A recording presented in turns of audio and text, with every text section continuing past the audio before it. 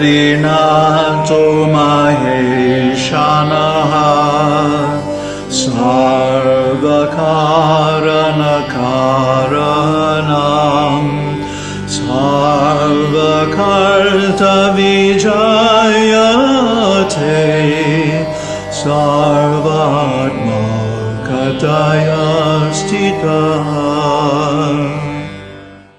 Namaste. So this marks the actual beginning of the Tripura Rahasya. Up till now, it's just been the introduction. How the Tripura Rahasya came to be written. So now it's been written, and Narada has come to hear.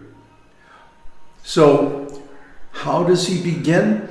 With the advent of Parashurama.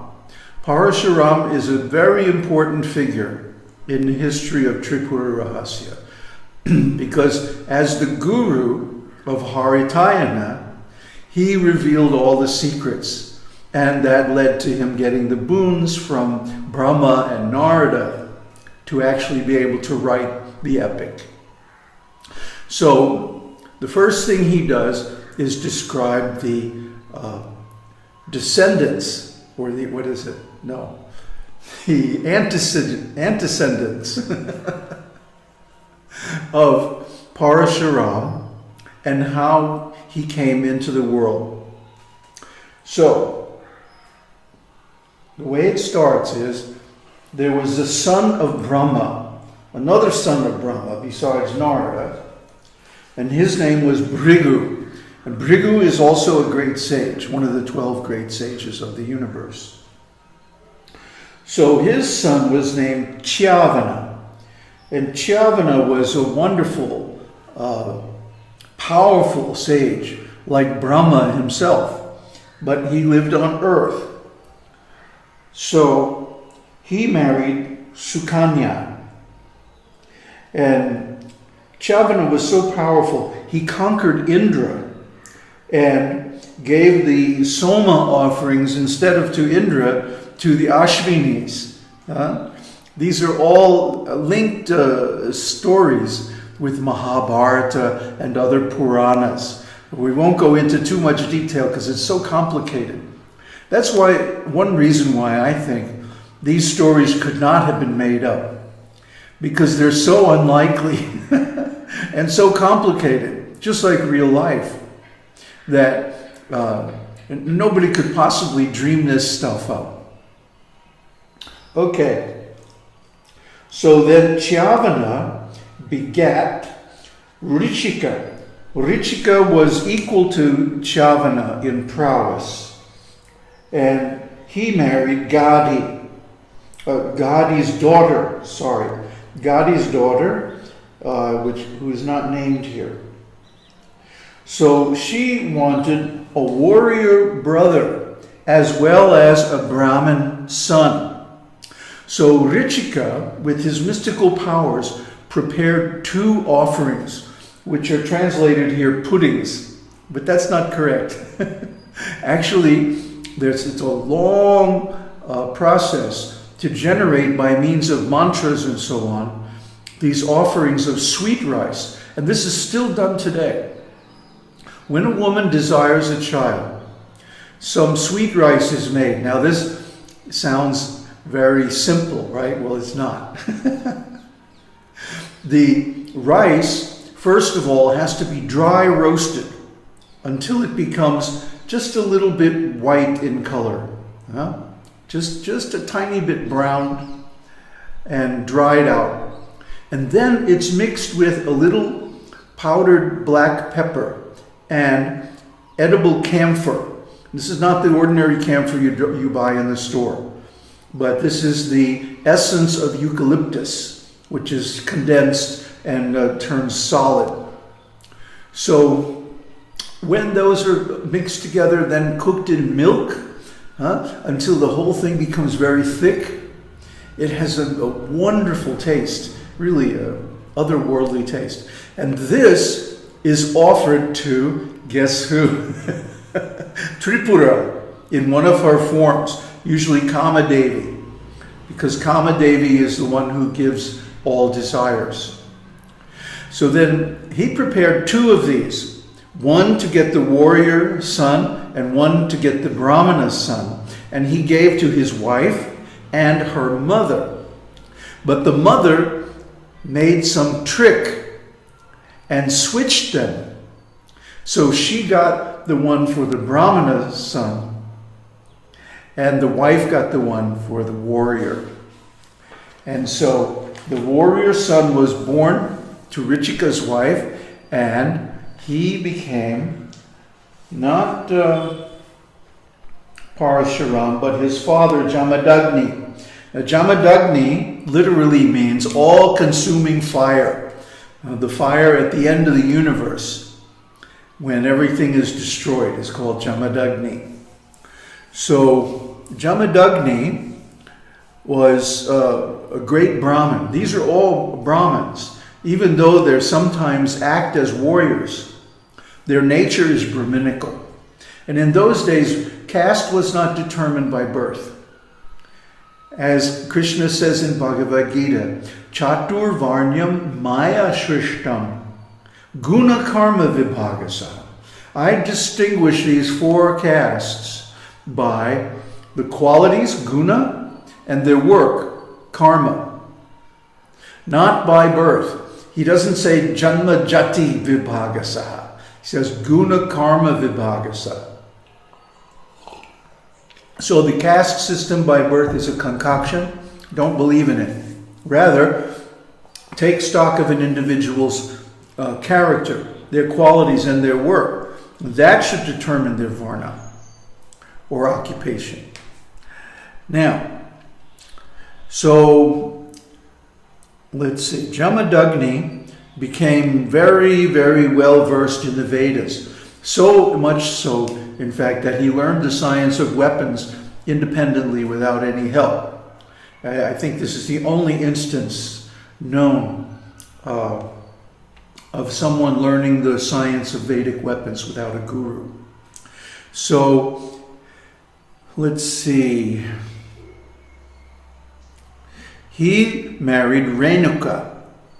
And Renuka had 5 sons: Vasu, Vishwavasu, Brihudyanu, Brutokana, and Rambhadra, who became Parashurama. Parashurama was an incarnation of Vishnu. So, the thing is, Jamadagni had a wish-fulfilling cow, Kamdhenu. So this Kamdhenu could supply pretty much anything that you want. So one time he invited the king and all his retinue and served them a marvelous feast just from the food generated by this Kamdhenu. So the king was so impressed, he offered everything and anything, whatever he wanted, to Jamadagni for his wish-fulfilling cow. Jamadagni said, no, no way, I'm not going to part with my cow. So then the king got angry and he killed Jamadagni. And so his sons killed him, something like that. Anyway, the sons were mean. They stabbed Jamadagni 21 times before finally cutting off his head. This is important. So the other sons of Jamadagni, being Brahmanas, felt that they couldn't avenge their father's death. But Parashurama inherited the science of weapons from his father. So he said, I'll do it. So he went and killed all the sons of this king who had killed his father, Jamadagni. And then he later went on to kill all the Kshatriyas on the whole planet 21 times. 21 generations of Kshatriyas were killed by him. He propitiated Lord Shiva and got from him 2 divine weapons, the bow and the axe. So this Lord Shiva's bow becomes very important in the story later on. See what I mean? You can't make this stuff up. It's too far out. It's wilder than any science fiction ever, you know? It's too much. So he got the divine bow and axe. And with these weapons, they're undefeatable weapons. He massacred all the Kshatriyas on the whole planet. He went around the world 21 times and killed them all. So in this way, we get to the highlight of this part of the story. From Jamadagni through Renuka was born the mighty, auspicious-eyed Parashurama, who was like the sun to the mist of Kshatriyas. Once being angry about the killing of his father, he propitiated Lord Shankara and obtained from him the invincible bow and axe. Circling the globe 21 times with the anger of his father's murder, he vowed to eradicate the warrior clan. Taking the divine axe, the destroyer of the warrior clan made the earth empty of Kshatriyas and handed over the earth to Kashyapa. Then he conquered the land near the western sea with his power and retired from killing warriors at the request of the sages. Fiercely angry by nature, he took to severe penance and offered his anger as oblation to the fire of serenity. Thus, all valuable worlds were conquered by this great person. Now, this is a wonderful story, even though it involves killing. We often find that Vishnu, when he comes, either causes or directly performs the killing of many, many, many people, especially kings. Why is that? Because they deviate from Dharma. For a king, a Kshatriya, to kill a Brahmin is like one of the most terrible, severe things that they can do, because kings are duty-bound to protect the Brahmanas. Why? Because the Brahmanas are the source of all good fortune for the kingdom. So, because the king's prime duty is to protect the citizens, not enrich themselves or aggrandize their power. That's only today with these unqualified leaders. But to protect the people, they have to keep alive the ancient traditions of the religion. And especially Brahmanism, because the Brahmanas, real Brahmanas, are the realized souls. We're not talking about the phony Brahmanas by birth that we have today, who are impotent and stupid and only go by the book as far as religion, and they have really no realization. Actually, they're just like merchants. They're like Vaishyas, because they turn religion into a business. And we see it here in India even, where all the temples really have become just big businesses. So much so that the state in Tamil Nadu nationalized all the temples so that the politicians could get a cut. This is Kali Yuga, folks. Anyway, back in those days, the Brahmins performed such wonderful sacrifices that the demigods were actually visible to the common people. And in this way, they strengthened the faith of all the people and made them virtuous. And so all good fortune would come to them and to the kingdom as a whole. So for a Kshatriya to kill a Brahmana, this is considered the most heinous sin. So anyway, Parashurama, as an incarnation of Vishnu, his duty is to maintain the creation. So when the kings get out of line, he comes along and chastises them. So anyway, a couple of significant things here. After conquering the whole world, he gave the world in charity to Kashyapa Muni. Kashyapa Muni is another wonderful sage, another son of Brahma, and so on like that. Then he conquered the land near the Western Sea, which we now call the Middle East. And at that point, the sages said, okay, enough. Also, his deceased relatives came to him. in a vision and said, okay, we have been avenged enough. So finished now, no more killing. So then he retired to the forest and took to severe penances. So in other words, his energy had to go somewhere. He had so much energy, which normally came out as anger.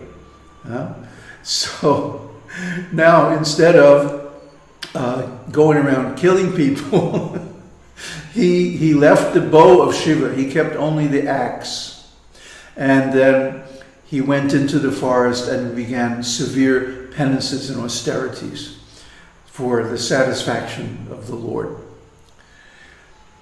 So the conclusion is all valuable worlds were conquered by this great person. What does that mean? It means he not only conquered the external world by killing all the kings, he also conquered the internal world by offering his anger as oblations into the fire of serenity. And this is what we all should do. That this world, of course, we can't conquer the whole world like Jamadagni, like Parashurama. But we can conquer enough of it to give ourselves a secure place in the world so we don't have to worry. We can be secure, we can be really carefree, and free to do whatever we like. At that point, our duty becomes to retire from active life outside, externally in the world, and to go within and to find that serenity, that stillness, which is the root of all being, Brahman. So in closing, I want to read something about Brahman, which was written by my dear friend Michael McClure. He sent this to me last night. He's working on a book, at least that's the idea, and he sent this to me as I guess it's a draft of his upcoming book, and it's so brilliant I just want to read it to you. It's about Brahman. Brahman has been rejected as contrary to our intuition of truth, remaining itself, existing within itself, supported by itself, thus immutable. It remains in the same place because the powerful necessity, hemming it in from all sides, keeps it firmly unified. That is why it is not permitted that being be unfinished, because there is nothing missing in it. Unfinished, it would be missing everything. Thought is identical to being, and so it is for the object to which thought refers. Thus, there is nothing, and there will never be anything outside of being, which destiny compels to an eternal bliss. Thus, to be born and to die, to be or not to be, to change place or appearance, all of these events are but names superimposed by man's ignorance. Being the ultimate, it is everywhere complete. Just as an harmoniously round sphere departs equally at all points from its center. Nothing can be added to it here nor taken away from it there. What is not cannot interrupt its homogeneous existence. What is cannot possess it more or less. Out of all reach, everywhere identical to itself, beyond all limits, it is. Om Tat Sat. Om Harihi Om.